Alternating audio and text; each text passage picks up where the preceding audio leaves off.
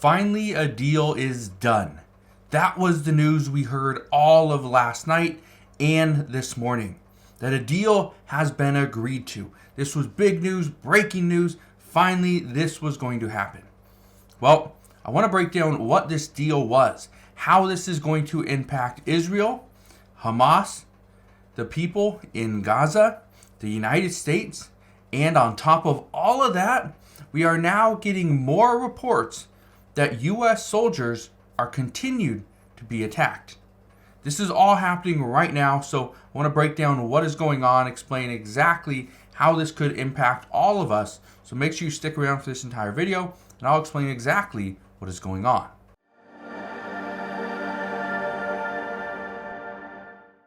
So first off, the news broke last night, and this was from the Washington Post. It says, U.S. close to deal with Israel and Hamas to pause conflict and free some hostages.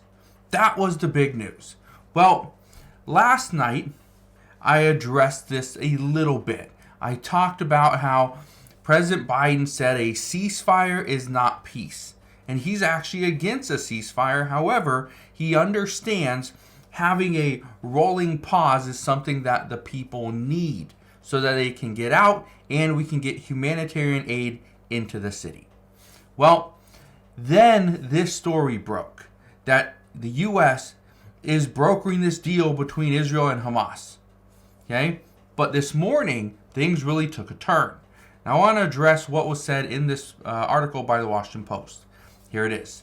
It says a detailed 6-page set of written terms would require all parties to the conflict to freeze combat operations for at least 5 days while an initial 50 or more hostages are released in smaller batches every 24 hours. And they're expecting about 12 people every 24 hours would be released. It was not immediately clear how many of the 239 people believed to be in captivity in Gaza would be released under the deal. Overhead surveillance would monitor movement on the ground to police the pause. That says, the stop in fighting is also intended to allow a significant increase in the amount of humanitarian assistance, including fuel, to enter the besieged enclave from Egypt. That's what they're saying. That was last night. Okay?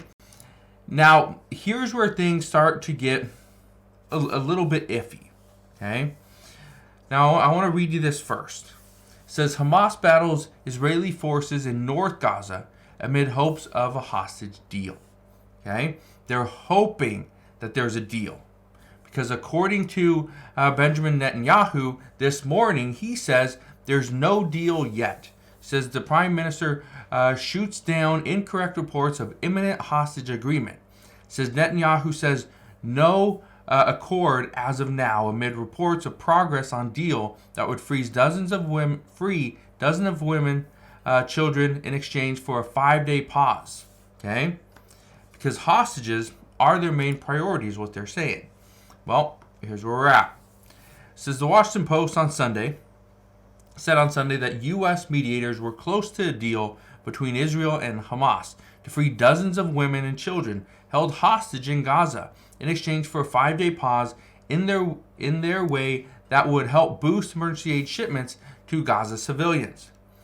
That says reported on Sunday that a tentative deal had been reached, but this was denied by the Israeli Prime Minister Benjamin Netanyahu and U.S. officials, with a White House spokesperson saying efforts were continuing to clinch the deal. Okay? So it's not just Benjamin Netanyahu that says that a deal has yet to be reached. The United States also says this as of this morning. Here's what the Washington Post does not do.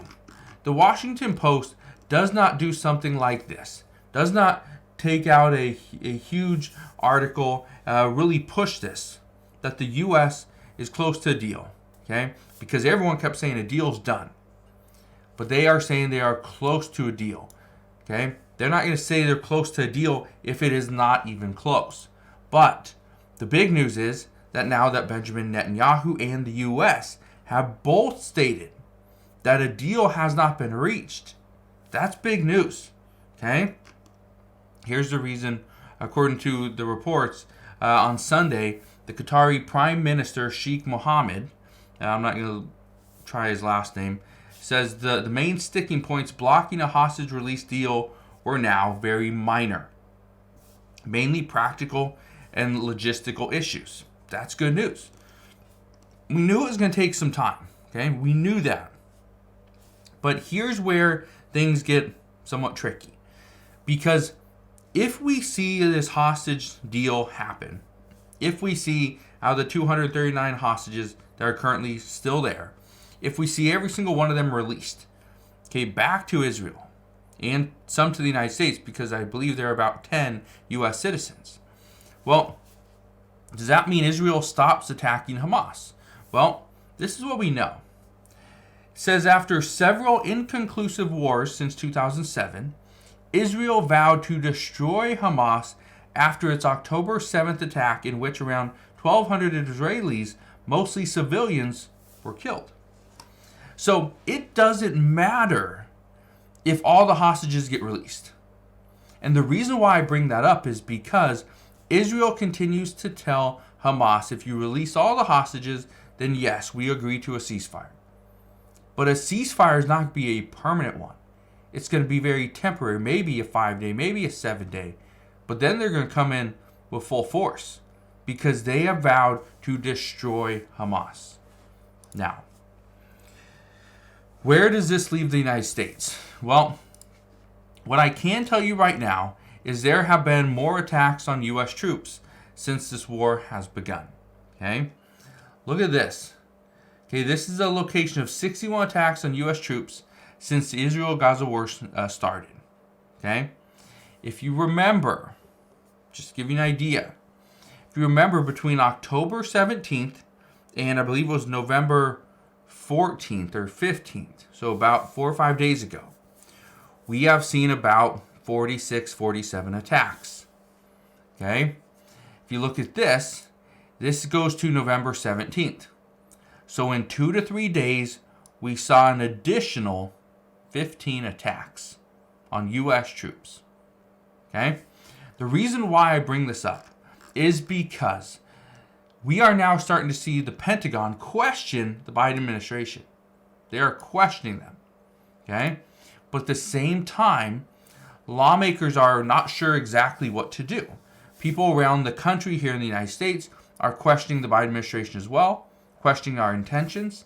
But what we do know is congressional leaders, their goal is to pass additional funding for Ukraine and Israel, this supplemental aid package before Christmas.